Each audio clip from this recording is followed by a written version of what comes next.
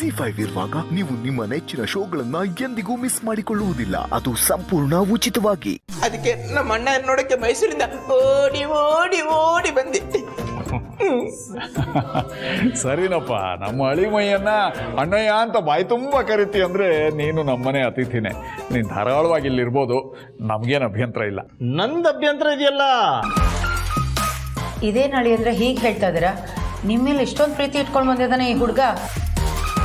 ಹೌದೌದೌದೌದು, ಪ್ರೀತಿ ಹಿಡ್ಕೊಂಡು ಮೈಸೂರಿಂದ ಓಡೋಡಿ ಬಂದಿದ್ದಾನೆ. ಅದಕ್ಕೆ ರೂಮು ಕರ್ಕೊಂಡೋಗಿ ಶಿಷ್ಯಂಗೆ ಕ್ಷೀರ ಫಲ ಭಕ್ಷ್ಯಗಳೆಲ್ಲ ಆಯ್ಕೊಂಡು ಬಾಯಿಗಿಡೋಣ ಅಂತ. ಅಲ್ಲ ಶಿಷ್ಯ, ಬಮ್ಮ ರಜ ಹೋಗೋಣ, ಬರೋ. ಬೇಡ ಅಣ್ಣಯ್ಯ, ಹೊಟ್ಟೆ ತುಂಬಿ. ಹಂಗೆಲ್ಲ ಅನ್ಬಾರ್ದಪ್ಪ, ಹೊಟ್ಟೆ ತುಂಬಿದ ಮೇಲೇ ಔಷಧಿ ತಗೊಳ್ಳೋದು. ಬಾ ಜಾಣ, ಬಾ ನಡಿ.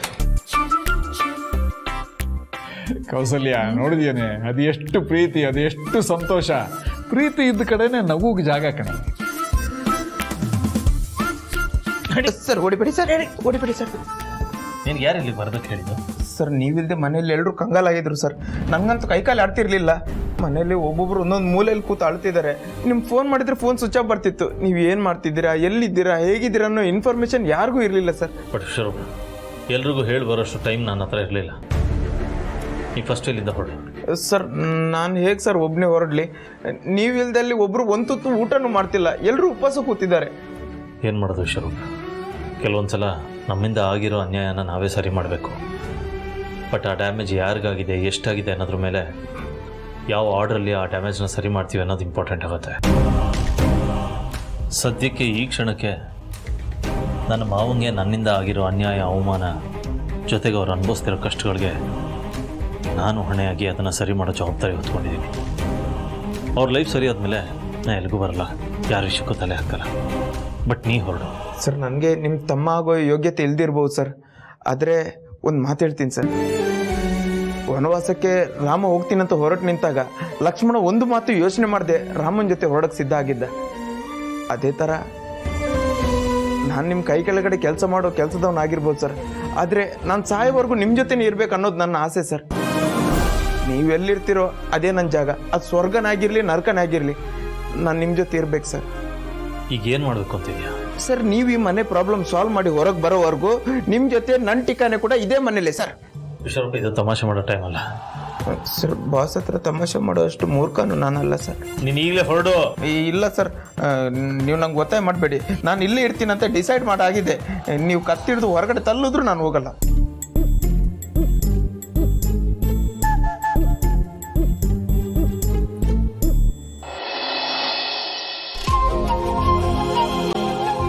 ಓಹೋ, ಇನ್ನೂ ಇಲ್ಲೇ ಇದ್ದೀರಾ? ಗುಳ್ಳೆನರಿ ಸಿಂಹದ ಗುಹೆಗೆ ಬಂದು ನೀವು ಇಲ್ಲೇನ್ ಮಾಡ್ತಿದ್ದೀರಾ ಅಂತ ಕೇಳ್ದಂಗಾಯ್ತು ನಿನ್ ಕತೆ. ಅತ್ತೆ, ನಿಮ್ ಮಾತ್ ಕೇಳಿ ಸಿಂಹದ ಗುಹೆ ಈ ಮನೆ ಅಂತ ಗೊತ್ತಾಯ್ತು. ಸಿಂಹ ಆಬ್ವಿಯಸ್ಲಿ ನಮ್ ಏಜ್. ಆದ್ರೆ ಈ ಗುಳ್ಳೆನರಿ ಯಾರು ಅಂತ ಗೊತ್ತಾಗ್ಲಿಲ್ಲ. ಇನ್ಯಾರು? ಗುಳ್ಳೆನರಿಗೆ ಈ ತರ ಸೀರೆ ಉಡ್ಸಿ ಮನೆಗ್ ಬಿಟ್ಕೊಂಡ್ರೆ ಹೇಗ್ ನಿಂತಿರುತ್ತಲ್ಲ, ಆ ತರನೇ ನಿಂತಿದ್ದಾಳಲ್ಲ ಈ ಪ್ರಾರ್ಥನಾ, ಇವಳೆ ಗುಳ್ಳೆನರಿ. ಲೀಲಾ, ಮಾತ್ ಜಾಸ್ತಿ ಆಗ್ತಿದೆ. ಜಾಸ್ತಿ ಆಗ್ತಿಲ್ಲ, ಜಾಸ್ತಿ ಆಗ್ಲಿ ಅಂತಾನೆ ನಾನು ಸ್ವಲ್ಪ ಜಾಸ್ತಿ ಮಾತಾಡ್ತಿದ್ದೀನಿ. ಅಭಿನ ಕಿಡ್ನಾಪ್ ಮಾಡಿಸ್ದಂಗೆ ನಿಮ್ಮನ್ನು ಕಿಡ್ನಾಪ್ ಮಾಡಿಸ್ಬೇಕಾ? ಇಲ್ಲ ನೀವಾಗೆ ಮನೆ ಬಿಟ್ಟು ಹೋಗ್ತೀರಾ? ಅಯ್ಯೋ ಅತ್ತೆ, ಪ್ರಾರ್ಥನಾ ನಮ್ಮನ್ ಕಿಡ್ನಾಪ್ ಮಾಡ್ಸಿದ್ರೆ ಏನ್ ಗತಿ? ನನಗಂತೂ ತುಂಬಾನೇ ಭಯ ಆಗ್ತಿದೆ. ಏಜನ್ನೇ ಕಿಡ್ನಾಪ್ ಮಾಡ್ಸಿದ್ರೆ ನಮ್ಮನ್ ಬಿಡ್ತಾಳ? ನಾವು ಬರೀ ಹೆಣ್ಮಕ್ಳೇ ಇದೀವಿ, ನಮ್ ಗತಿ ಏನು? ಅಬ್ಬಬ್ಬಾ, ನೀವಿಬ್ರು ಹೇಳ್ತಿರೋದ್ ನೋಡಿದ್ರೆ ನನ್ನ ಕೈ ಕಾಲೆಲ್ಲ ನಡುಗ್ತಾ ಇದೆ. ನಂಗೂ ಸಿಕ್ಕಾಬಿಟ್ಟೆ ಭಯ ಆಗ್ತಿದೆ.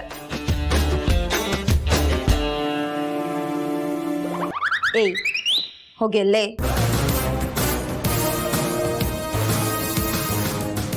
ಏನ್ ಮಾಡ್ಕೋತೀಯ ಮಾಡ್ಕೊ. ಇದೇನಿದು, ಒಬ್ರು ಹೆದರ್ತಿಲ್ವಲ್ಲ?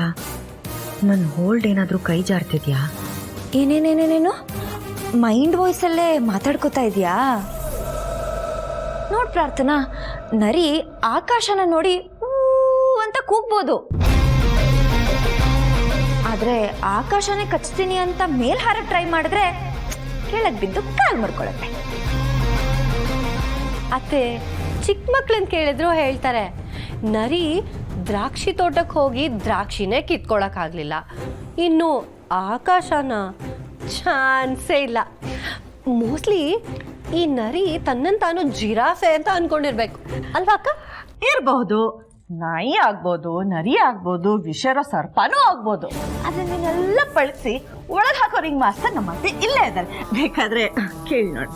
ಹೌದಾ ಅತ್ತೆ? ಪ್ರಾರ್ಥನಾ, ಏಜನ್ನು ಮುಟ್ಟೋ ಧೈರ್ಯನೂ ನಿನ್ಗಿಲ್ಲ. ಅಂಥದ್ರಲ್ಲಿ ನೀನು ಅವ್ರನ್ನ ಕಿಡ್ನಾಪ್ ಮಾಡಿಸ್ತೀಯಾ? ನನ್ನ ಗಂಡ ಎಲ್ಲೇ ಇದ್ರೂ ಸೇಫ್ ಆಗಿ ಮನೆಗೆ ಬಂದೇ ಬರ್ತಾರೆ. ಯಾಕೆ ಅಂದ್ರೆ ಅವ್ರ ಜೊತೆ ಇರೋದು ನಾರಿ ಶಕ್ತಿ.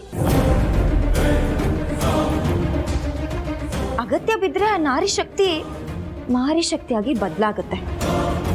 ನಿನ್ನಂಥ ಹೆಮ್ಮಾರಿಗಳನ್ನ ನಾವು ಈಸಿಯಾಗಿ ದಾಟ್ಕೊಂಡು ಹೋಗ್ಬೋದು. You don't worry. ಏಜೆ ಮನೆಯಲ್ಲಿಲ್ಲ ಅಂತ ನಾವೆಲ್ಲ ಟೆನ್ಷನ್ ಆಗಿದ್ದಾಗ ಅದನ್ನೇ ಅಡ್ವಾಂಟೇಜ್ ಆಗಿ ತಗೊಂಡು ನಮ್ಮನ್ನೇ ಹೆದರ್ಸೋದಕ್ಕೆ ಬಂದ್ರೆ ನಾವು ಹೆದರ್ಕೊಂಡ್ಬಿಡ್ತೀವಾ?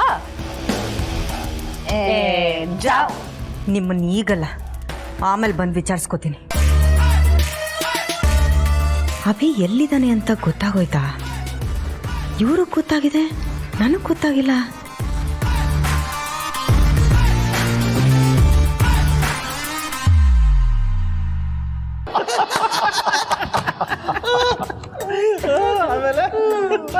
ಆಮೇಲೇನು ನಾನು ನಿನ್ನ ಶಿಷ್ಯನ ಥರ ಊರೂರು ಹಾರ್ಮೋನಿಯಂ ಹಿಡ್ಕೊಂಡು ಹೋಗಿ ನಾಟಕ ಮಾಡ್ತಾ ಇದ್ದೆ. ಒಬ್ಬೊಬ್ಬೊಬ್ಬೊಬ್ಬ ಎಷ್ಟು ಜನ ಹುಡುಗಿಯರು ಬರೋರು ಅಂತೀಯ? ಹಿಂಡಾಗಿ ದಾಳಿ ಮಾಡಕ್ ಬರ್ತಿದ್ರಾ? ಬರ್ತಾರೆ. ಈ ಮುಖಕ್ಕೆ ನಾನ್ ಸಿಕ್ಕಿರೋದೇ ಜಾಸ್ತಿ. ಮಾವ, ಏನಿದು ಅವಮಾನ?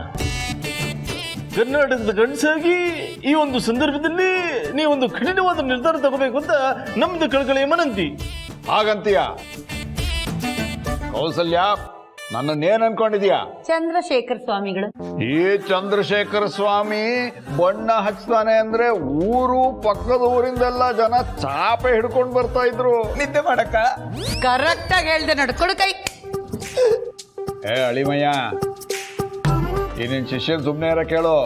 ಇತಿಹಾಸ ಸೃಷ್ಟಿಸಿದ ಘಟನೆಗಳನ್ನ ತೀರ್ಸ್ತಾ ಇದ್ದಾನೆ ಇವನು. ಹೌದಾ? ನಾವು ಮಾತಾಡ್ಬೇಕಾರೆ ಬಾಯ್ ಹಾಕ್ಬಾರ್ದು ಮಧ್ಯದಲ್ಲಿ, ಗೊತ್ತಾಯ್ತಾ? ಗೊತ್ತಾಯ್ತು ಬಾಸ್.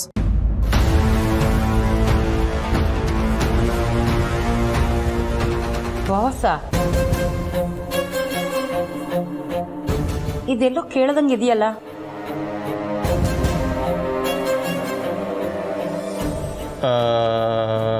ಅದು ಬಾಸ್ ಅಂತ ಕೇಳಿಸ್ತಾ? ಹೌದಪ್ಪ, ನನಗೆ ಬಾಸ್ ಅಂತಾನೆ ಕೇಳಿಸಿದ್ದು. ರಜ, ಯಾಕೋ ಬಾಸ್ ಅಂದೆ? ಎಕ್ಸ್ಪ್ಲೇನ್ ಮಾಡಪ್ಪ. ಅದು ನಮ್ಮ ಅಣ್ಣ ಎಲ್ಲ ಗೊತ್ತಿದ್ದು ಸುಮ್ಮನೆ ಡವ್ ಮಾಡ್ತೇನೆ. ಅಣ್ಣ ಹೇಳೋಣ. ZEE5 ಆಪ್ ಡೌನ್ಲೋಡ್ ಮಾಡಿ ಎಲ್ಲಾ ಸಂಚಿಕೆಗಳನ್ನು ಸಂಪೂರ್ಣ ಉಚಿತವಾಗಿ ನೋಡಿ.